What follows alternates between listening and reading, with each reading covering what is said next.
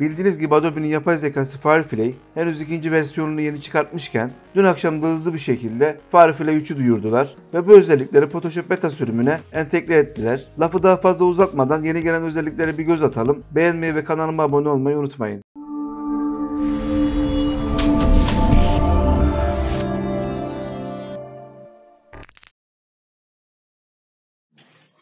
Tabi yeni gelen özellikleri kullanmanız için Photoshop beta sürümünü bilgisayarınıza indirmeniz gerekecek. Her zaman olduğu gibi Creative Cloud hesabınızdan Photoshop beta'yı indirip kullanabilirsiniz. Evet, Photoshop beta'ya geldiğimizde bildiğiniz gibi çalışmamızın altında ben pek yerini sevmesem de meşhur Generate panelimiz yeni gelen imaj özelliğiyle karşımıza geldi. Ufak bir hatırlatma yapalım. Daha önceki eğitim videolarımda açıklamıştım. Bu paneli burada görmek zorunda değilsiniz. Hemen Windows'a geldiğinizde barı paneli neyse adı onu kapatabilirsiniz. Şöyle bir tekrar bir açalım. Evet, yeni gelen özelliğimiz Generate Image dediğimizde Firefly'de aşina olduğumuz tüm özellikleri artık Photoshop'un kendi içerisinde rahatlıkla kullanacağız. Başlamadan bir şey daha söyleyelim. İmaj paneline sol tarafta araçlarımızın en altında Generate Image paneline buradan dolaşabilirsiniz. Aynı zamanda Edit'e geldiğimizde meşhur yeni özelliğimize her yerden de ulaşabiliriz. Evet, gördüğünüz gibi sağ tarafta yaratmak istediğiniz benzer görsellerin herhangi birinin üzerine geldiğinizde referans görseli olarak promptları otomatik olarak karşınıza getiriyor. Siz tabii ki buradan değişiklikler de yapabilirsiniz. Aynı zamanda fotoğraf veya art görsel olarak tercihinizi yapabilirsiniz.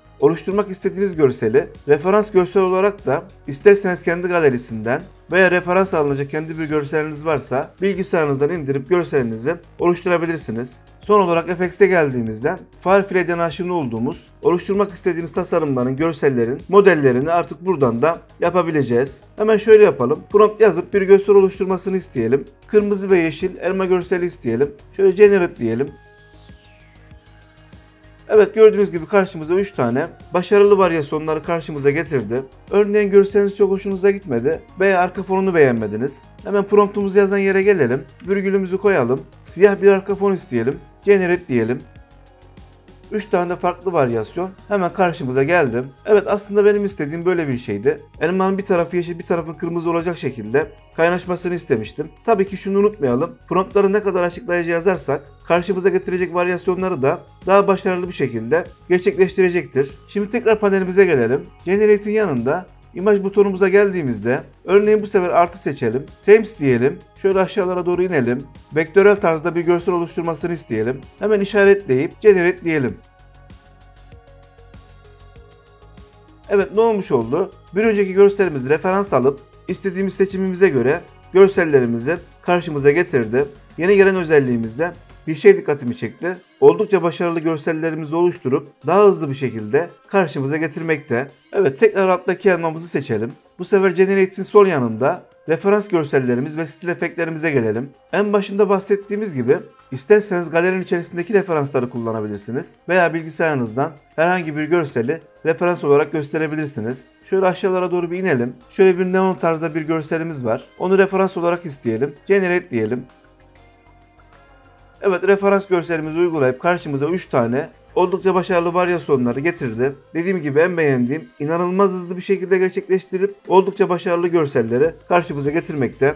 İnanın ben çok bayıldım. Bildiğiniz gibi bu işlerde Midjourney oldukça başarılı. Ama Firefly 3 de gördüğünüz gibi oldukça da başarılı. Hem de artık her şey elimizin altında olması da ayrıca sevindirici. Burada son olarak seçtiğimiz görsellerimizin üzerinde sağ üstte 3 tane noktamız var. Oraya geldiğimizde Generate dediğimizde 3 tane farklı varyasyon oluşturabilirsiniz. Remove Background dediğimizde arka planı yok edebilirsiniz. Şimdi bir diğer örneğimize geçelim. Evet, bu yeni gelen özelliğimizde benim en çok dikkatimi çeken görselimizde oluşturmak istediğimiz boyuta göre seçimimizi yaptığımızda ek olan yerlerin geçişleri son derece başarılı. Hemen crop aracımıza geldiğimizde fill değerimizi expand aldığımızda şu kısmı da manuel yapalım. Şöyle yukarı doğru sündürüp Generate dediğimizde dolgu işlemimizi gerçekleştirmiş oldu. Şöyle büyüttüğümüzde şunu da aşağı indirelim. Gördüğünüz gibi dolgu işlemi oldukça başarılı. Bir önceki sürümünde görselimizi zoom yaptığımız zaman dolgu olan yerleri iyi kötü ayırt edebiliyorduk. Bu yeni gelen özellikle dolgu işlemleri gördüğünüz gibi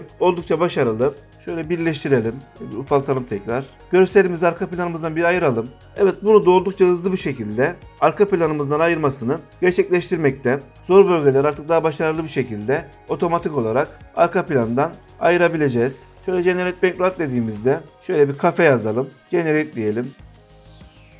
Evet, 3 tane görseli bizim için çıkarttım. Dediğim gibi promptları daha detaylı yazarsanız daha iyi sonuçlar da elde edebilirsiniz. Bu işlerle uğraşan arkadaşlarımız en çok istediği her şeyin elinin altında olmasıdır. Yani bir iş için 3-5 farklı sitelere gidip onları harmanlamak yapay zeka olmasına rağmen belli bir zaman alır. İşte o yüzden Adobe bu işte en iyisi. Yeni çıkan ne olursa olsun bir şekilde kendi bünyesine katıp entegresini gerçekleştiriyor. Ben yeni gelen bu özelliklere çok bayıldım. Test etmediyseniz siz de bir deneyin. Farkı da göreceksiniz zaten. Şimdilik bu kadar. Kendinize çok iyi bakın. Kanalıma abone olmayı unutmayın. Sağlıcakla kalın.